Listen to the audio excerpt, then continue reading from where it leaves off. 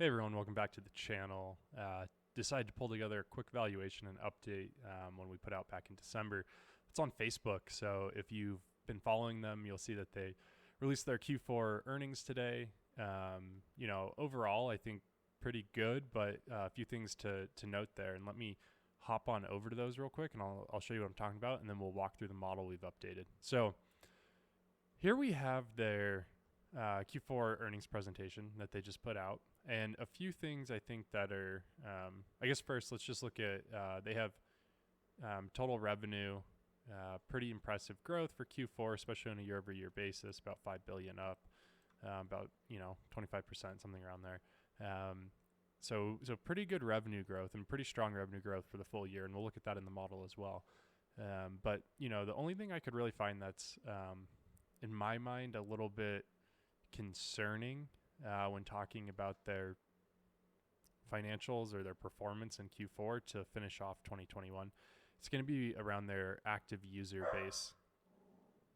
So the issue I think I've seen here around their active users, if we look at their kind of family daily active people, so this is just the active users they have across all their platforms, right? Historically, we've seen pretty good quarter over quarter growth, about 10, or I guess it's 100 million people.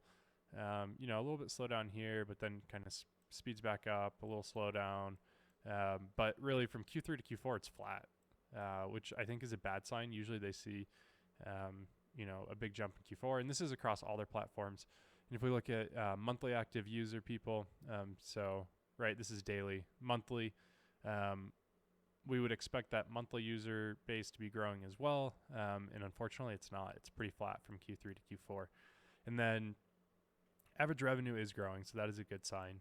But if we go for Facebook specifically, which is, the main driver of their revenue source, daily active users on Facebook actually declined.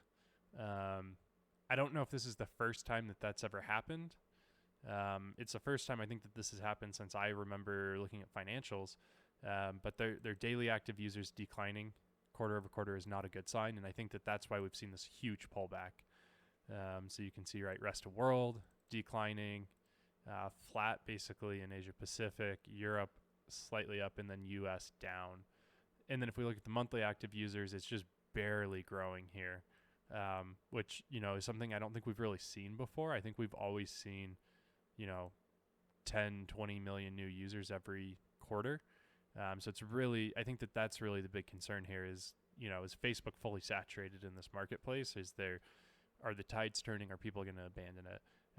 Their average revenue per user, though, is still very strong for Q4. It's up, as we'd expect. But anyways, real quick, let's look at the stock price, and you can see what I'm talking about. So today it was trading at about 323 a share, which equated to about a $900 billion market cap.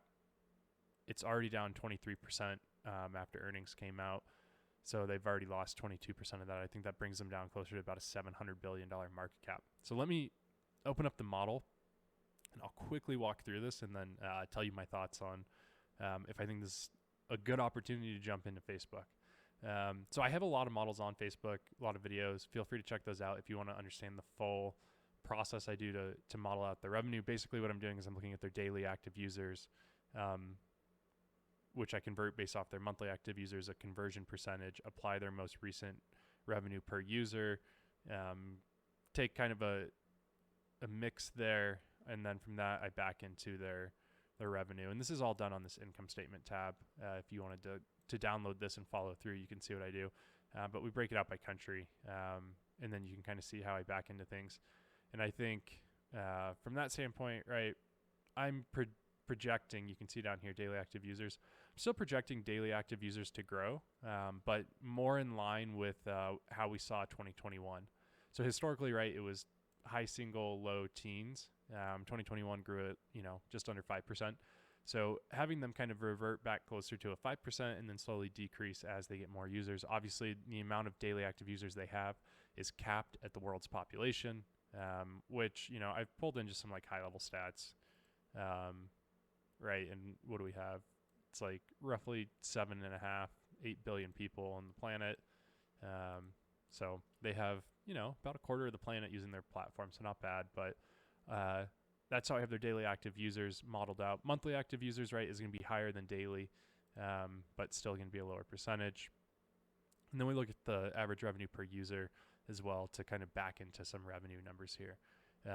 Everything else I've left relatively flat, right? COGS has actually slowly been increasing, but I'm holding that flat. Obviously, as VR and stuff takes off, that's a less favorable COGS mix when you're selling hardware, but we'll ignore that for the sake of this argument. SG&A held flat at about 20%. R&D holding flat at 21%. We've seen it slowly kind of grow, but as VR kind of takes off, I'm not expecting this to grow anything crazy. Tax rate, that's just a pretty basic assumption, right? And then CapEx is going to go down as a percentage of revenue, but up in absolute dollars, just as they grow. And then depreciation will slowly catch up with them. So with all of this, right, you can see the revenue growth here. It's calculated. They're going from these high 20% to kind of, teens.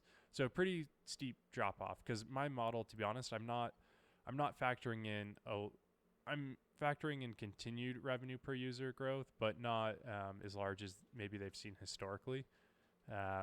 So with that, right, you get this kind of, low teens to slowly decreasing to high single digit revenue growth.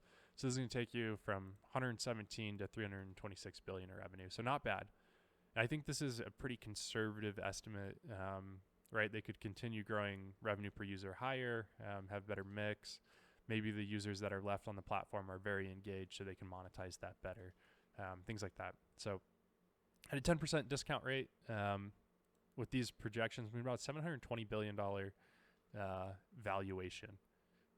Currently, their market cap, when I back into it, is going to be about $690 billion. So that gives you about a 4% margin of safety, per se.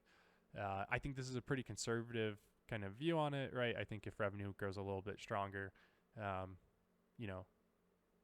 pretty easy to see or to make an argument for Facebook to still be closer to $1 trillion valuation. And if you use an 8% WACC, right, you do get that $1 trillion valuation.